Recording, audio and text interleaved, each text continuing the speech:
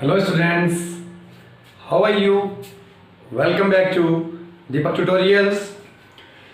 Chapter surface chemistry के अंदर previous class में हम लोगों ने प्रॉपर्टीज ऑफ कोलोइडल शॉल के बारे में बात कर ली थी और उसकी जो मेन इंपॉर्टेंट तीन प्रॉपर्टीज है, ब्राउनियन मोशन, टिंडल इफेक्ट और इलेक्ट्रिकल प्रॉपर्टीज, जिसके अंदर हम लोगों ने इलेक्ट्रोफोरेसिस के बारे में बात कर ली है। आज की इस क्लास का हमारा जो टॉपिक है वो इस पूरे चैप्टर के अंदर सबसे इंपॉर्टेंट बोल सकता हूं मैं। तो आज की ये क्लास बहुत बहुत बहुत ज़्यादा इंपॉर्टेंट होने वाली है। छोटा सा एक टॉपिक है लेकिन बहुत ज़्यादा इंपॉर्टेंट है आपके लिए। आज की इस क्लास में हम लोग पढ़ेंगे हार्डी सूल्जे रूल। हार्डी सूल्जे रूल, ठीक है, यानी मैं इसको बोल दूं हार्डी सूल्जे नियम। हार्डी सूल्जे का नियम। देखो, हार्डी सूल्जे है एक साइंटिस्ट का नाम। हार्डी सूल्जे एक साइंटिस्ट का नाम है जिसने एक नियम दिया था। उस नियम के बारे में ही आज की इस क्लास में हम लोगों को स्टडी करनी है। तो कौन था हार्डी सूल्जे, क्या उसने नियम दिया और क्यों वो नियम दिया, इन सभी के बारे में हम लोग बात करेंगे। तो अभी हम क्लास को स्टार्ट कर रहे हैं, उससे पहले आप लोग अपना स्टडी मटेरियल जो भी है लेकर के बैठिएगा और जो चीज मैं बोल रहा हूं, जो मैं समझा रहा हूं, उसको नोट करते चलिएगा, ठीक है। तो आइए देखते हैं हम लोग हार्डी सूल्जे रूल। देखिए, हार्डी सूल्जे रूल को बताने से पहले मैं आप लोगों के सामने एक छोटी सी चीज डिस्कस कर रहा हूं जिसको हम लोग बोलते हैं coagulation of colloidal shawl. Coagulation of colloidal shawl, यानी कि हिंदी में अगर मैं इसको कहूं तो लिख सकता हूं कोलोइडी या कोलोइड शॉल का, कोलोइड शॉल का स्कंदन। ये लीजिए, सबसे पहले हम लोग इस टॉपिक के बारे में बात करेंगे, कोलोइडी शॉल का स्कंदन या फिर कोगुलेशन ऑफ कोलोइडल शॉल। अब कोलोइडल शॉल के कोगुलेशन का क्या मतलब है, कोगुलेशन यानी कि स्कंदन से क्या मतलब है। तो देखो, सबसे पहले अपन बात करते हैं कोलोइडल शॉल के बारे में। तो अभी जितनी प्रीवियस क्लासेस आप लोगों ने पढ़ी है, आप लोगों को इतना तो पता चल चुका है कि कोलोइडी सॉल्यूशन क्या होता है, ठीक है, जिसके अंदर पार्टिकल्स का साइज जो है वो 1 नैनोमीटर से 1000 नैनोमीटर की रेंज में हो। डिस्पर्स्ड फेस या परिक्षिप्त अवस्था जिसको बोलते हैं, वो कंप्लीटली मिक्स्ड नहीं होगा, ठीक है बात। तो मान लो मैं यहाँ पे कोई कोलोइडी शॉल ले रहा हूं, ये लीजिए, जिसके अंदर ये मेरा डिस्पर्शन मीडियम रहेगा वाटर और ये रहे इसके अंदर कोलोइडल पार्टिकल्स, ठीक है बात। तो ये कोलोइडल पार्टिकल्स है। अब इस कोलोइडल शॉल का हमको क्या कराना है, कोगुलेशन, यानी कि स्कंदन करवाना है। स्कंदन या कोगुलेशन मतलब इन सभी पार्टिकल्स को नीचे सस्पेंड करवा देना है, स्कंदित करा देना है, जिससे ये क्या बन जाए, ये बन जाए सस्पेंशन। देखो, अभी 3-4 क्लासेस पहले हमने जस्ट इसका ऑपोजिट मेथड पढ़ा था, जिसके अंदर सस्पेंशन हम लोगों को दिया गया था और हम लोगों ने उसका कोलोइडल सॉल्यूशन बनाया था 2-3 मेथड से। एक तो Bredig's-arc method, mechanical disintegration method और पेप्टाइजेशन।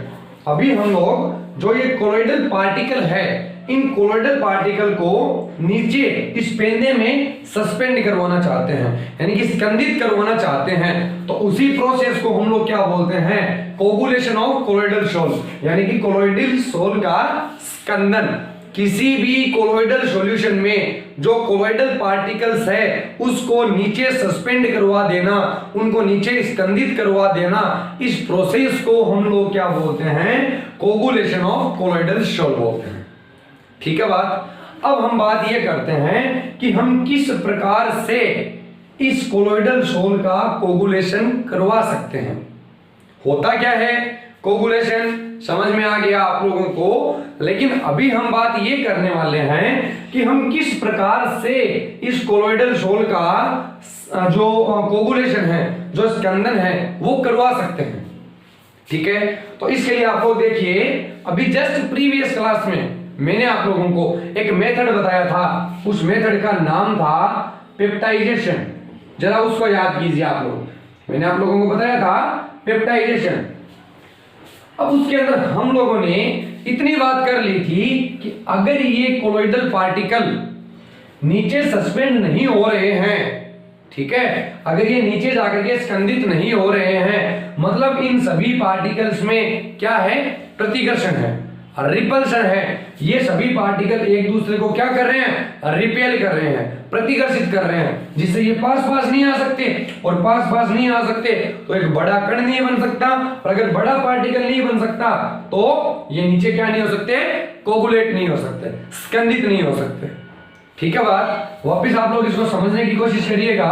मैं आपको एकदम इजीली और एकदम इजी लैंग्वेज में एक्सप्लेन कर रहा हूं, देखिएगा आप लोग। ये कोई कंटेनर आप लोगों ने लिया जिसके अंदर ये वाटर मॉलिक्यूल्स, ठीक है, यानी कि डिस्पर्शन मीडियम, हमारा परिक्षेपण माध्यम क्या है, पड़ा है। ये इसके अंदर है कोलोइडल पार्टिकल्स, ये लीजिए, ये देखिए, ये कोलोइड पार्टिकल्स है। अब अगर मैं ये कहूं कि ये दोनों पार्टिकल्स आपस में जुड़ करके एक बड़ा पार्टिकल बना ले, फिर वो वाला पार्टिकल इससे मिलकर के एक बड़ा पार्टिकल बना ले, तो अगर ये पार्टिकल बड़े साइज का बन गया तो वो तो अपने आप नीचे आके कोगुलेट हो जाएगा, स्कंदित हो जाएगा। लेकिन चूंकि ये एक कोलोइडल सॉल्यूशन है, इट मींस मैं ये बोलूंगा कि इन पार्टिकल्स के बीच में कोई अट्रैक्शन नहीं है। अगर अट्रैक्शन होता तो ये सॉल्यूशन रहता ही नहीं, ये कोलोइड ही नहीं रहता, ये तो नीचे आके सस्पेंड हो जाता।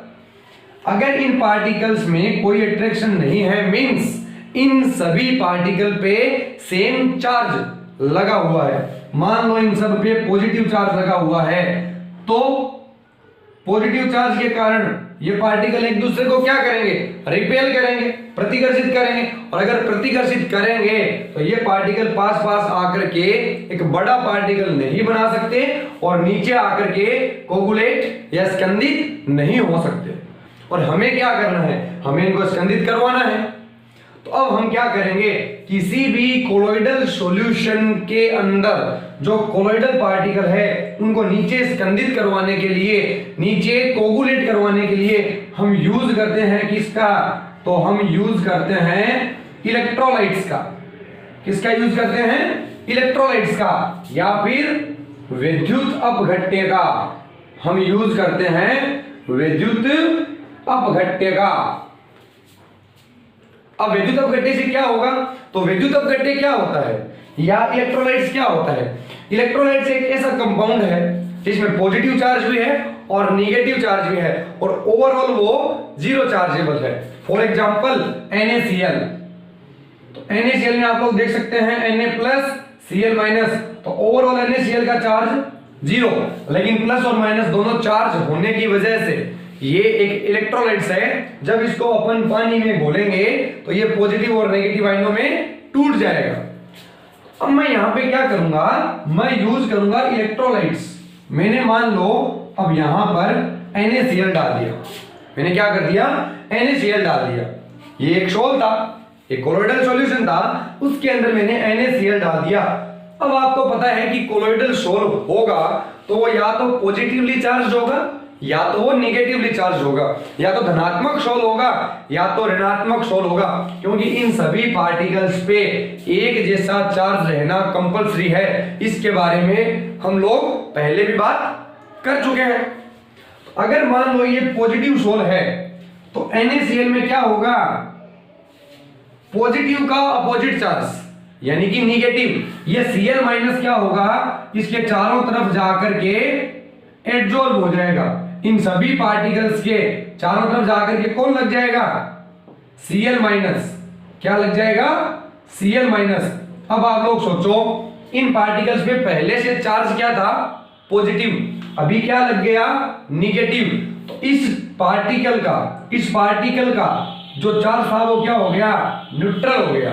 पहले पॉजिटिव था, अभी नेगेटिव आ गया, तो चार्ज क्या हो गया, न्यूट्रल हो गया।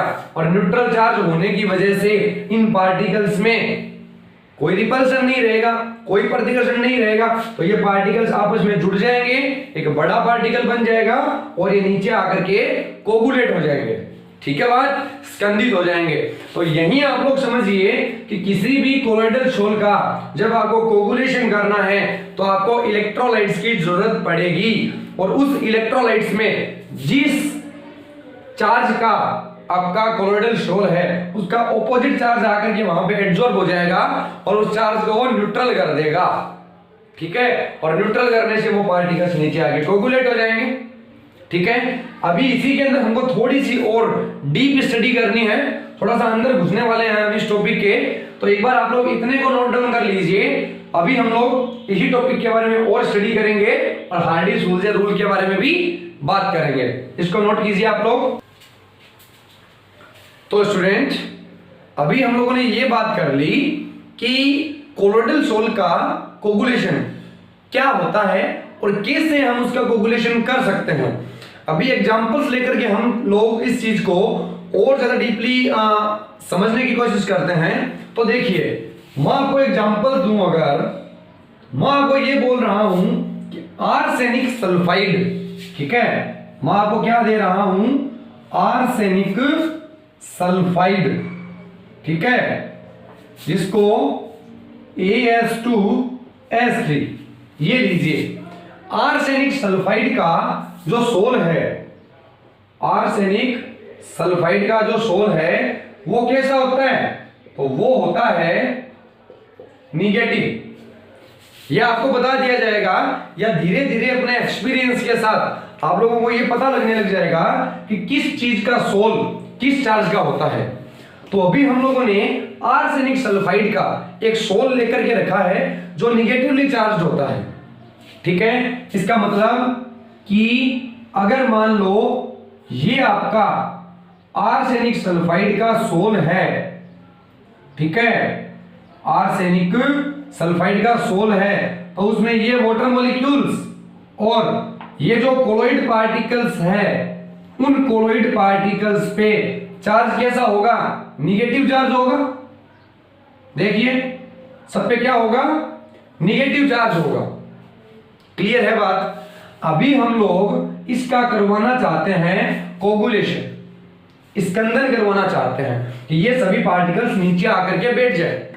मेरे को क्या डालना पड़ेगा बताओ, तो हम लोग इलेक्ट्रोलाइट्स डाल सकते हैं। देखो, मैं यहां पर NaCl डाल सकता हूं क्योंकि इसके अंदर Na+ है और Cl- है, डाल सकता हूं, इसका कोगुलेशन हो जाएगा। नंबर 2, मैं MgCl2 डाल सकता हूं, इसके अंदर Mg+2 है और 2Cl- है, आप लोग देख सकते हैं। इसके अलावा मैं एल्यूमिनियम क्लोराइड डाल सकता हूं, AlCl3। तो AlCl3 में क्या है, एल्यूमिनियम +3 चार्ज का प्लस 3Cl- आयन है, ठीक है, और मैं SnCl4 डाल सकता हूं, जिसमें Sn+4 है प्लस 4Cl- है। तो कहने का मतलब मैं कोई भी इलेक्ट्रोलाइट्स डाल सकता हूं। अगर मैंने इस सोल के अंदर NaCl डाला और उसको थोड़ी देर सेक किया तो ये सारे पार्टिकल नीचे आके बैठ जाएंगे। MgCl2 डाला, सेम प्रोसेस किया, पार्टिकल नीचे आके बैठ जाएंगे।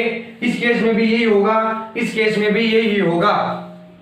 ठीक है बात। अभी मैं बात ये कर रहा हूं कि मान लो मैंने, बड़े ही ध्यान से समझिएगा इसको, बहुत ज्यादा इजी है, एकदम बच्चों की जैसी की चीज है, आपको बिल्कुल प्रेशर लेने की नहीं जरूरत। देखिए, मान लो मैंने यहां पे ये जो सोल लिया, ये सोल ले लिया कितना, 100 ml, कितना ले लिया, 100 ml सोल ले लिया।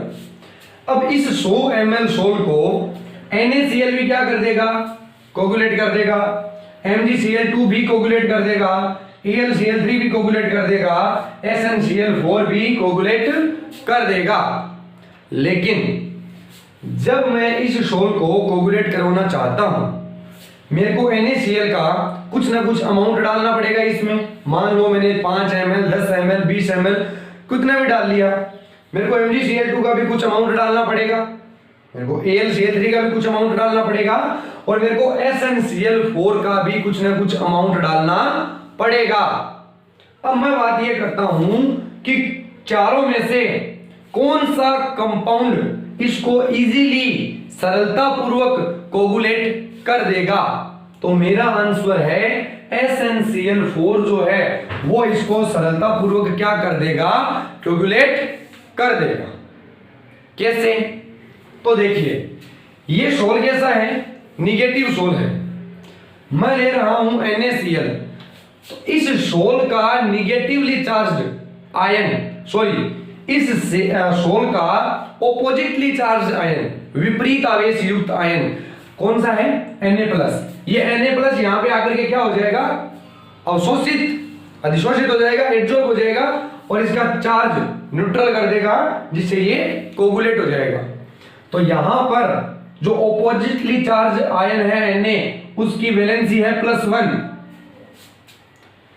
यहां पे अगर मैं ये डालूं तो इन आयन से आकर के कौन चिपकेगा, मैग्नीशियम, जिसकी वैलेंसी कितनी है +2, यहां पे Al जिसकी वैलेंसी +3, और Sn जिसकी वैलेंसी +4।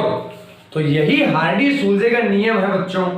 आप लोग एक बात ध्यान से सुन लेना अभी, कि किसी भी कोलोइडल सोल को स्कंदित करने के लिए, कोगुलेट करने के लिए जो ऑपोजिटली चार्ज आयन है उनकी वैलेंसी जितनी ज्यादा होगी उसका कोगुलेशन पावर भी उतना ही ज्यादा होगा। जैसे फॉर एग्जांपल अगर कोई नेगेटिव सोल है आपके पास और उसको अगर कोगुलेट करवाना है तो किसी आयन पे प्लस चार्ज जितना ज्यादा होगा वो उसको उतना ही ज्यादा क्या कर देगा, कोगुलेट कर देगा। यही हार्डी-सूल्जे का रूल है और कुछ नहीं करना आपको, एकदम से इजी टॉपिक, बिल्कुल इजी टॉपिक। और मैं ये बोलूं कि अब तक मैंने आपकी जितनी क्लासेस ली है इस चैप्टर के बारे में, सबसे इजी टॉपिक अगर कोई है तो वो हार्डी-सूल्जे का रूल है। देखो कुछ नहीं करना, निगेटिव सोल है मतलब किसी इलेक्ट्रोलाइट्स का जो पॉजिटिव आयन है उस पे चार्ज ज्यादा होना चाहिए। अब देख लो आप लोग +1 +2 +3 +4 इस पे ज्यादा है, मतलब इसकी कोगुलेशन पावर ज्यादा होगी। क्यों ज्यादा होगी? क्योंकि अगर मैं NaCl डालूंगा तो 4 Na+ मिलकर के जितना काम करेंगे Sn+4 क्या कर देगा, अकेला उतना काम कर देगा। तो इसका एक आयन जितना काम कर रहा है इसके 4 आयन उतने काम कर रहे हैं, तो ज्यादा बढ़िया कौन होगा, SnCl4 होगा। इसकी कोगुलेशन पावर उतनी ही ज्यादा होगी। और ये बात किसने बताई थी, हार्डी-सूल्जे ने बताई थी। तो अभी हार्डी-सूल्जे का नियम आप लोगों को क्लियर है, वापस बता दे रहा हूं। अगर आपको किसी कोलोइडल सोल का कोगुलेशन करना है तो आपको इलेक्ट्रोलाइट्स डालना पड़ेगा, लेकिन उन डाले गए इलेक्ट्रोलाइट्स में से कौन से इलेक्ट्रोलाइट्स की, कौन से विद्युत अपघट्य की जो कोगुलेशन पावर है वो ज्यादा होगी, ये डिपेंड करेगा कि वहां पर जो सोल है उस सोल के ऑपोजिट चार्ज जो आयन है किसका चार्ज उसमें ज्यादा होगा। इसको आप मिला करके अपने माइंड में एक लैंग्वेज फिट कर लीजिएगा। आपको किताब के अंदर, आपकी जो बुक है उस बुक के अंदर हार्डी-सूल्जे रूल की डेफिनेशन मिल जाएगी, बट डेफिनेशन याद करने से पहले जरूरी होता है कि उस टॉपिक को हम इजीली समझें, उस कॉन्सेप्ट को हम लोग क्लियर करें। ठीक है बात, तो कॉन्सेप्ट मैंने क्लियर करवा दिया आप लोगों को, एक बार इसको नोट कर लीजिए आप लोग। अभी हम लोग एक और एग्जांपल लेके इसको और ज्यादा बढ़िया से प्रिपेयर कर लेते हैं। इसको नोट कर लीजिए आप लोग। तो स्टूडेंट अभी हम लोग एक और एग्जांपल लेंगे और उससे आप लोगों को एकदम क्लियरली समझ में आ जाएगा कि हार्डी-सूल्जे रूल क्या है और ये क्या कहना चाहता है। ठीक है बात, तो देखिए ferric hydroxide FeOH whole thrice, जिसको हम लोग बोलते हैं फेरिक हाइड्रोक्साइड। तो फेरिक हाइड्रोक्साइड का एक सोल है, ठीक है,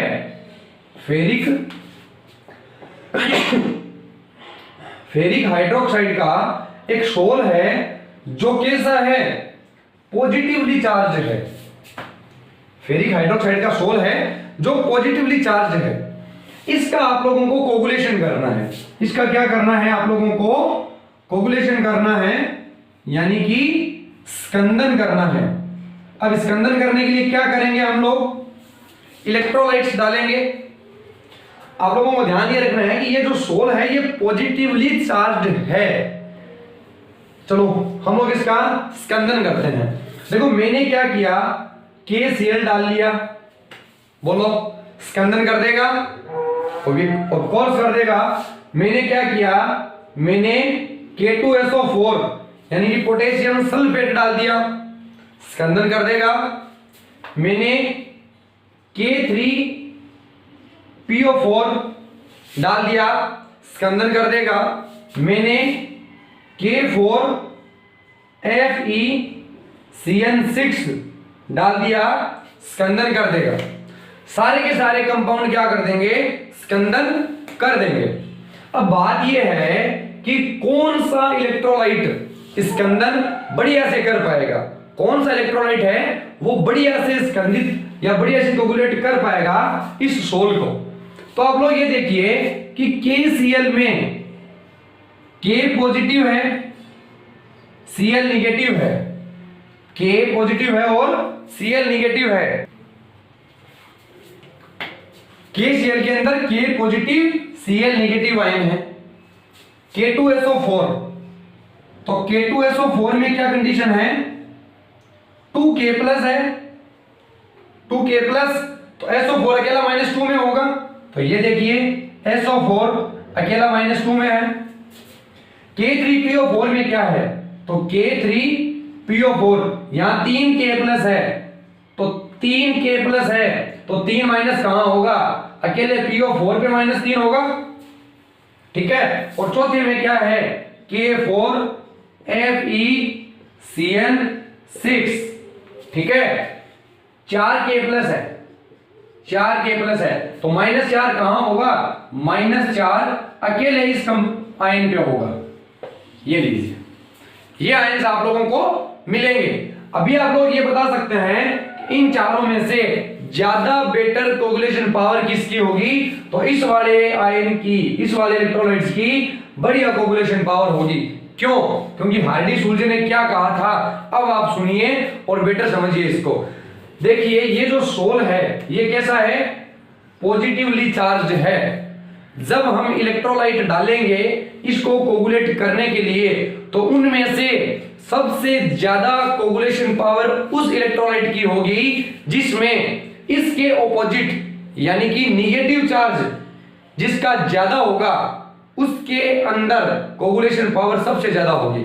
ठीक है बात, आप लोग देख सकते हैं कि हार्डी सुल्जे ने यह कहा था कि अगर किसी कोलोइडी सॉल्यूशन का आप लोगों को कोगुलेशन करना है तो जो इलेक्ट्रोलाइट्स आप लोग डाल रहे हैं उसमें जो कोलोइड पार्टिकल है उसके ऑपोजिट आयन की, जो कोलोइडल पार्टिकल है उसके ऑपोजिट आयन की वैलेंसी ज्यादा होनी चाहिए। यानी कि अगर आप ये 4 इलेक्ट्रोलाइट्स डाल रहे हो तो कोलोइडल पार्टिकल के ऑपोजिट आयन की, यानी कि कोलोइडल पार्टिकल अगर पॉजिटिव है तो निगेटिव आयन की वैलेंसी ज्यादा होनी चाहिए। यहां पे निगेटिव आयन की वैलेंसी -1, -2, -3 और -4, ठीक है। तो इसकी -4 है तो इसकी कोगुलेशन पावर क्या होगी, सबसे ज्यादा होगी।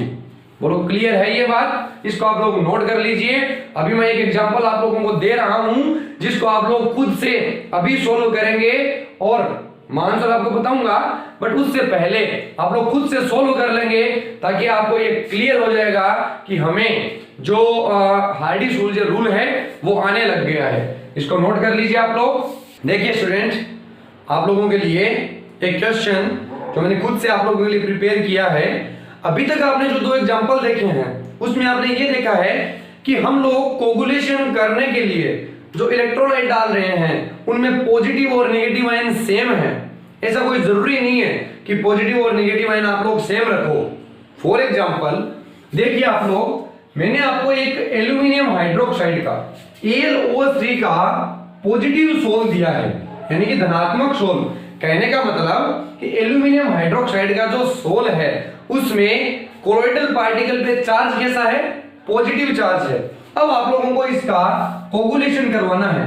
कोगुलेशन के लिए आप लोग तीन चीजें डाल रहे हैं। आप लोग NaCl डाल रहे हैं, आप लोग K2SO4 डाल रहे हैं और आप AlPO4 डाल रहे हैं। ये लीजिए, ये तीन चीज डाल रहे हैं। अब मैं आपसे पूछूं कि इन तीनों में से ज्यादा बेटर क्या रहेगा, तो आप अपना आंसर दीजिए, वीडियो को पॉज कीजिए, अपना आंसर सोचिए। चलो अब हम लोग बात करते हैं अपने आंसर के बारे में। तो देखिए, हार्डी सूजे ने ये कहा था किसी भी सोल का, किसी भी कोलोइडल सॉल्यूशन का अगर आपको कोगुलेशन करना है तो कोलोइडल पार्टिकल के ऑपोजिट जो आयन है उसकी वैलेंसी ज्यादा होनी चाहिए। मतलब अगर ये पॉजिटिव सोल है तो हम ये देखेंगे कि निगेटिव आयन की वैलेंसी कहां पर ज्यादा है। देखिए यहाँ पे Na+Cl- निगेटिव आयन की वैलेंसी -1 है, यहाँ पे SO4 -2 यानी कि निगेटिव आयन की वैलेंसी -2 है, यहाँ पे Al का चार्ज है +3 मतलब PO4 का चार्ज है -3। तो यहाँ पे निगेटिव आयन की वैलेंसी -1 -2 -3। बताइए विच वन इज बेटर, या फिर किस इलेक्ट्रोलाइट की कोगुलेशन पावर ज्यादा होगी, तो इस वाले की कोगुलेशन पावर ज्यादा होगी। इसको आप लोग नोट कर सकते हैं, इसको नोट कर लीजिए। अभी आई होप आप सभी लोगों को ये क्लियर हो गया होगा कि क्या हार्डी सूल्जे का रूल है और क्यों उन्होंने ये रूल दिया था। अभी इसके अंदर एक छोटी सी दिक्कत आती है अपने पास, वो क्या है, कोई दिक्कत नहीं है वैसे तो, लेकिन फिर भी अभी जब मैं आपको एक्सप्लेन करूंगा तो आप लोग सोचेंगे कि हाँ ये एक क्वेश्चन बन सकता है, ये एक पॉइंट बन सकता है। तो पहले आप इसको नोट कर लीजिए, उस एक चीज को और अभी हम सोल्व कर लेते हैं।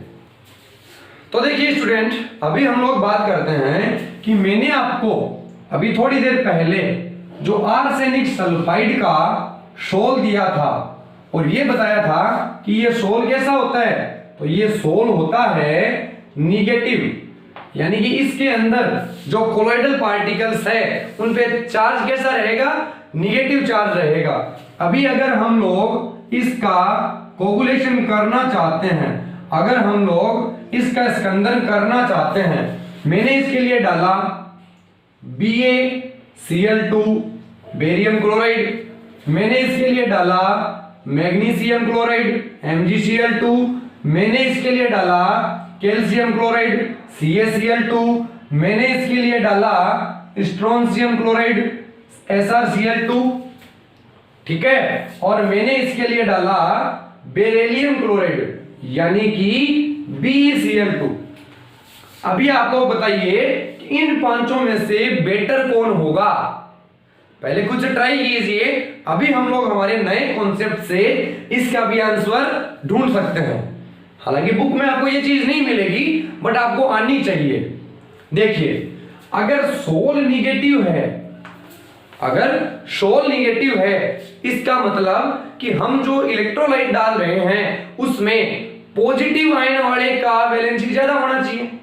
अब आप लोग देखिए कि यहां पे Cl2 Cl2 Cl2 Cl2 Cl2, इसका मतलब जो पॉजिटिव आयन है उन सब पे चार्ज कितना है, +2 है।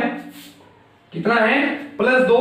यानी कि मैं कहूं कि बेरिलियम पर चार्ज +2, उसके अलावा मैग्नीशियम पे चार्ज +2, कैल्शियम पे चार्ज +2, स्ट्रोंशियम पे चार्ज +2 और बेरियम पे चार्ज +2।